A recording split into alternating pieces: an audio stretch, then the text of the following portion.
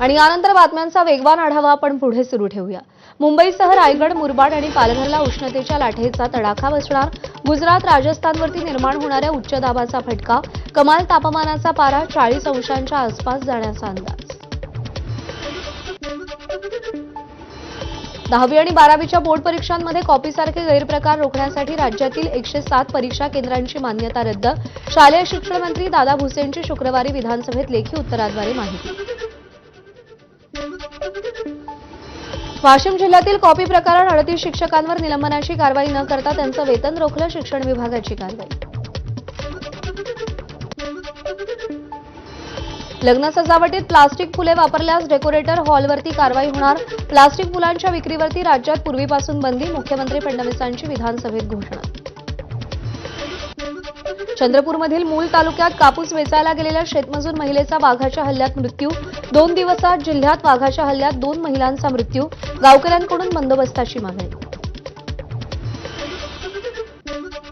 साताऱ्याच्या फलटण तालुक्यातील विडवणीमध्ये रस्त्यावर धुमाकूळ घालणाऱ्या रानगव्याचं रेस्क्यू, वनविभागानं रानगव्याला पकडून कोयना अभयारण्यात सोडलं।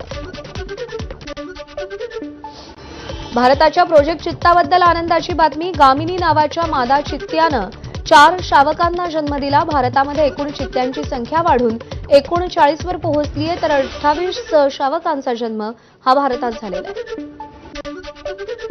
अजित पवार विमान अपघात प्रकरणातील सर्वात महत्त्वाचा प्राथमिक तपास अहवाल आज प्रसिद्ध होण्याची शक्यता।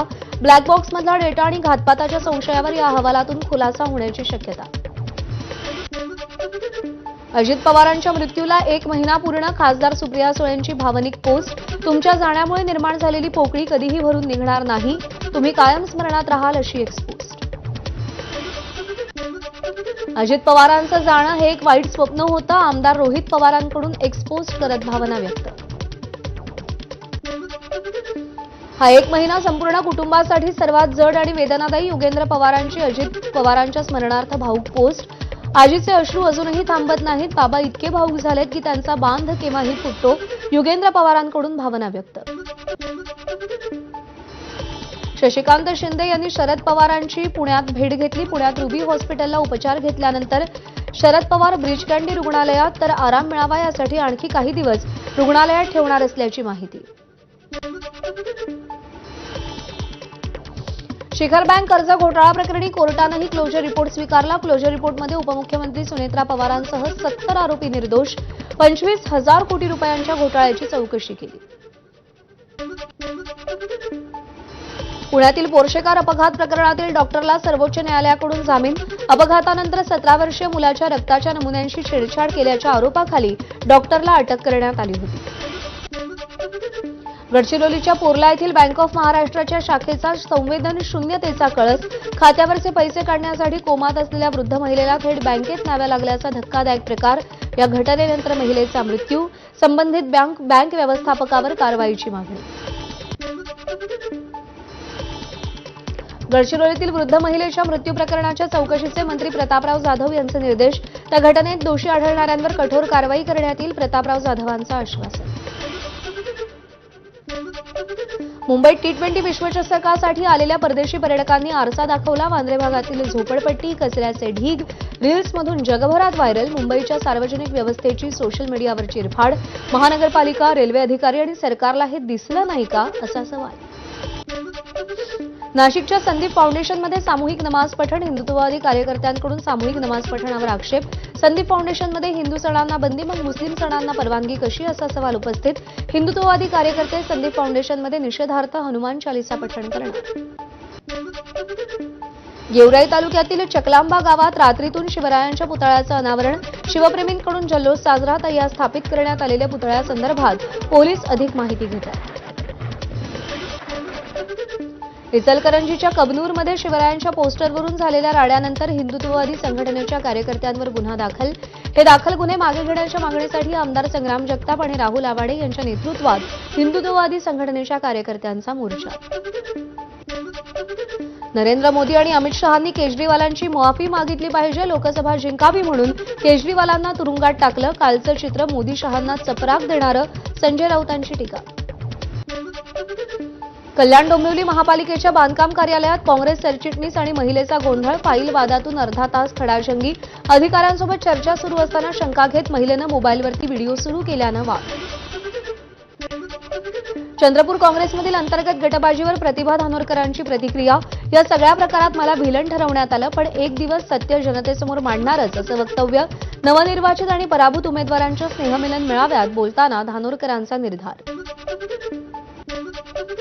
आपल्या हातातलं घड्याळ 15 ते 16 हजारांचं 1 कोटीचं नाही. मुंबईच्या महापौर रितू तावडे यांचं 1 कोटीच्या घड्याळाच्या व्हायरल पोस्ट नंतर स्पष्टीकरण. सदर घड्याळ आपल्याला मुलीनं गिफ्ट केल्याचीही महापौर रितू तावडेंची माहिती. धाराशिव जिल्हा परिषदेवर भाजपच्या अर्चना पाटील अध्यक्ष होण्याची शक्यता. कार्यकर्त्यांकडून बॅनरबाजी. सत्ता स्थापनेमध्ये कोणताही दगाफटका होऊ नये म्हणून भाजपसह मित्रपक्ष जिल्हा परिषद सदस्य एकत्र सहलीवर. तानाजी सावंतांकडून अर्चना पाटील यांच्या अध्यक्षपदाला विरोध. धाराशिव नगर परिषदेचा 314 कोटी 21 लाख 54 हजारांचा अर्थसंकल्प सादर. कोणतीही करवाढ नाही, यावर प्रतिक्रिया देताना विरोधकांकडून हा केवळ आकड्याचा खेळ असल्याची टीका. लातूर जिल्हा परिषद अध्यक्ष आणि उपाध्यक्षांच्या निवडीचा कार्यक्रम जाहीर.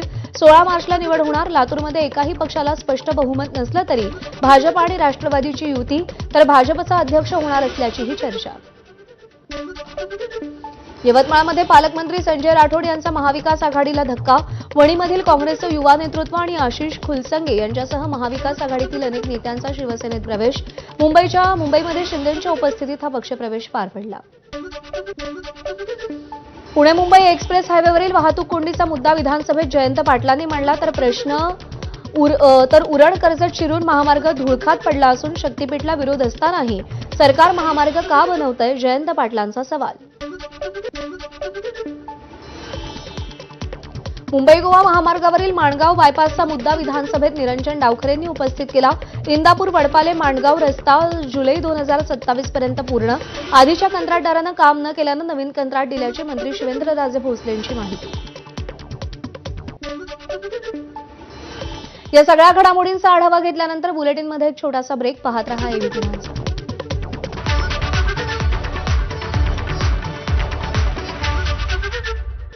धाराशिव नगर परिषदेचा 314 कोटी 21 लाख 54 हजारांचा अर्थसंकल्प सादर. कोणतीही करवाढ नाही, यावर प्रतिक्रिया देताना विरोधकांकडून हा केवळ आकड्यांचा खेळ असल्याची टीका.